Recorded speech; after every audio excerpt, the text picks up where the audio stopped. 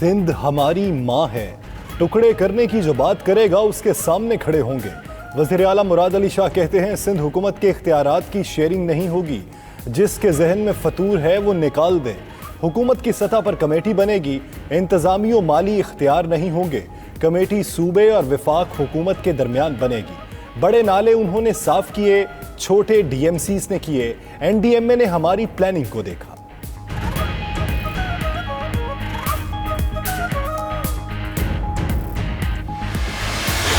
18वीं तरमीम पर आंच नहीं आने देंगे। Chairman people's party Bilawal Bhutto कहते हैं आज फिर से इस्लामाबाद को यरगमाल बनाया गया। जरदारी से इतना डरते हो कि एक पेशी पर इस्लामाबाद की सारी पुलिस यहाँ खड़ी कर देते हो। ऑपोजिशन पर दबाव डालकर कठपुतली की तरह चलाने की कोशिश की जा रही है।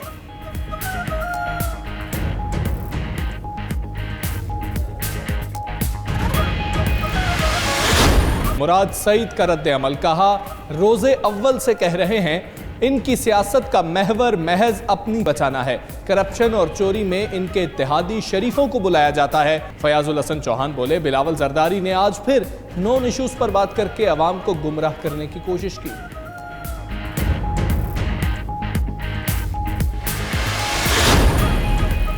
लोग कहते हैं कराची में गवर्नर राज लगाया जाएगा। पीटीआई रहनुमा खुर्रमशेर जमान की प्रेस कॉन्फ्रेंस, कहा कराची की तरक्की के लिए कड़वा घूंट पिया है।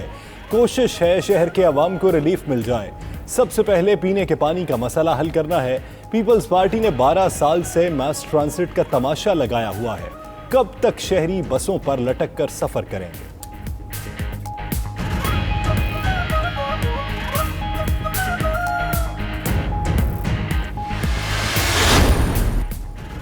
नवाज शरीफ जमानत पर हैं या मफरूर? Chief justice Islamabad high court ने नवाज शरीफ के वकील से इस्तफसार किया कि यहां पर 2 अपीलें ज़ेर इल्तवा हैं। 8 हफ्ते की जमानत का क्या स्टेटस है? जस्टिस आमिर फारूक ने रिमार्क्स में कहा कि मुल्जिम की इस अदालत की जानिब से दी जाने वाली जमानत गैर मौसर हो चुकी है। नवाज शरीफ की जमानत है या नहीं, पहले हमें यह क्लियर करें। वकील ने कहा अभी जमानत कायम है। हुकूमत पंजाब को दरखास्त दी थी, अदालत ने जुमेरात तक तमाम रिकॉर्ड तलब कर लिया।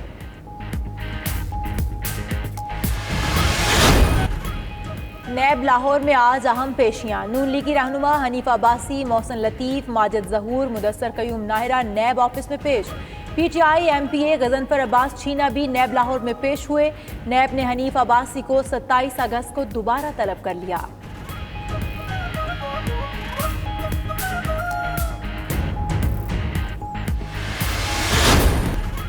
वज़ीर-ए-आज़म इमरान खान की ज़ेर सदारत ML1 मंसूबे के हवाले से इजलास। वज़ीर railway Sheikh Rashid, Asad Umar, Abdul Hafeez Sheikh, chairman CPEC authority Asim Saleem Bajwa की शिरकत। मंसूबे बारे ब्रीफिंग दी गई।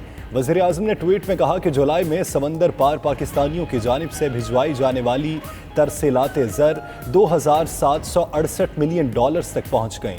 मुल्क की तारीख में एक माह में भिजवाया जाने वाला सबसे ज़्यादा सरमाया है।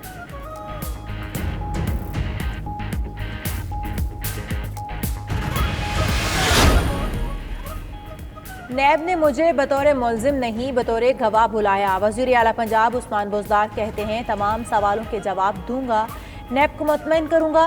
दामन साफ है, फ्रंट फुट पर खेलेंगे। वज़ीर आज़म इमरान खान का हमेशा उन पर एतमाद रहा है। पंजाब हुकूमत ताजरों के साथ खड़ी है। मसाइल तरजीही बुनियादों पर हल करेंगे।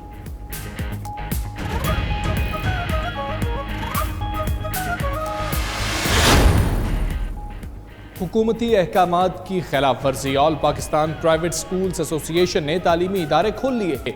कराची, मैंगोरा, मलाकंड समेत दीगर इलाकों में भी निजी स्कूल्स खुल गए। वजीर तालीम पंजाब मुराद राज कहते हैं जो स्कूल भी खुलेगा वो सील होगा।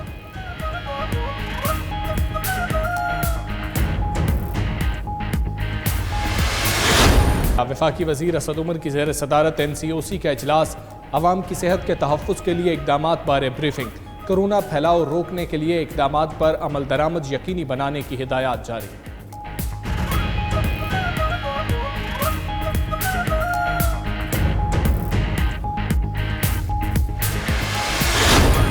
महदूद पैमाने पर ज़ायरीन को शिरकत की इजाज़त।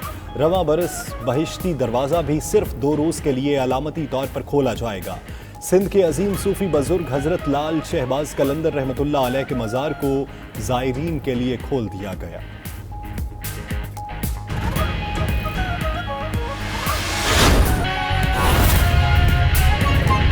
सबसे बड़ा मंसूबा $6 बिलियन से ज्यादा ये ML1 की इकनिक ने मंजूरी दे दी। हैदराबाद सक्कर मोटरवे सिंध का पहला बेहतरीन और बड़ा मोटरवे 306 किलोमीटर का, उसकी इकनिक ने मंजूरी दे दी। EOIU उसका आ गया।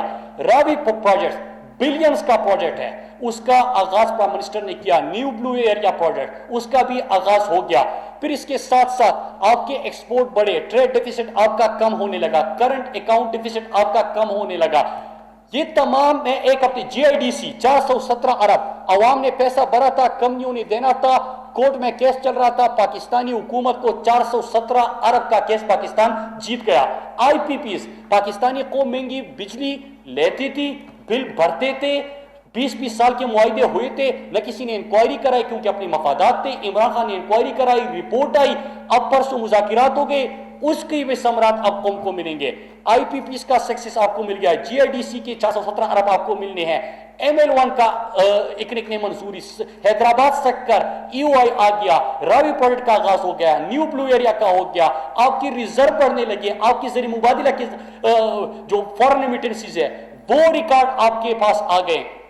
ये तमाम चीजें मैं बता रहा हूं। कोरोना की वबा दुनिया ने तस्लीम कर दिया कि पाकिस्तान ने जिस अंदाज से उसको डील किया वो एक मिसाल है। और जब हम कह रहे थे तो कोई नहीं मान रहा था, बिल गेट्स ने कह दिया तो सब सुन रहे हैं, तो वो भी आपके सामने आ गया। फिर इसके साथ साथ फेटअप पाकिस्तान की तरफ, पाकिस्तान ने जो पार्लियामेंट उसकी लेजिस्लेशन भी हो गई, तो ये एक और चीज आ गई, बादशाह डैम का इफ्तिताह हो गया।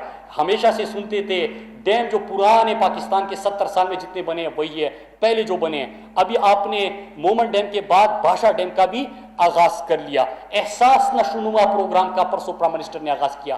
पिशावर BRT भी मुकम्मल हो गया, उसका भी आगाज हो गया। तो एहसास नशोनुमा कि ग़िज़ाई किल्लत के जो शिकार बच्चे हैं, 40% पाकिस्तानी बच्चों का हम जिक्र करते थे, उनके लिए प्रोग्राम आ गया। अब ये मैं सिर्फ आपको एक हफ्ते की खुशखबरियां सुना रहा था। जब ये बातें हम करेंगे तो जवाब में क्या कहा जाएगा कि हम तो सड़कें बनाते थे। अब जरा मैं नए सड़कों के ऊपर भी आता हूं कि ये तो एक हफ्ते की हुकूमती सतह पे खुशखबरी आपको मिली, लेकिन ये तमाम चीजें जब आप बताएंगे कि मायाशी इस्तेहकाम आपने हासिल कर लिया, कोरोना की वबा पे काबू हासिल कर लिया, दुनिया में पाकिस्तान का इमेज बेहतर हो गया, टेररिज्म से टूरिज्म तक आपने सफर तय कर लिया, ये तमाम बातों के बाद एक जवाब मिलेगा जरूर आपको कि हमने सड़कें बनाई। अब जरा सड़कों के ऊपर आते हैं कि इस साल हम कौन सी सड़कें, एक तो इस माली साल में हैदराबाद सक्कर मोटरवे 306 किलोमीटर का हम आगाज करेंगे। मैं आपको ये भी बताता चलूं कि हमारा विजन क्या था प्राइम मिनिस्टर साहब का कि सड़कें बनाएंगे, उससे ज्यादा बनाएंगे, लेकिन economically viable, commercially feasible projects के ऊपर जाएंगे। मतलब कि NHA ऐसी अपनी प्लानिंग करेगा, ऐसे प्रोजेक्ट सामने लेके आएगा जिसमें इन्वेस्टमेंट आए, लोगों को रोजगार मिले, सड़क भी बने, वो कमर्शियली फीजिबल हो, और कौम के खजाना जो PHDP में हम एलोकेशन करते हैं उसके ऊपर कम से कम बोझ पड़े। तो और जो बाकी पैसा है वो सेहत, तालीम, पानी, इलाज, इन चीजों के ऊपर लगे।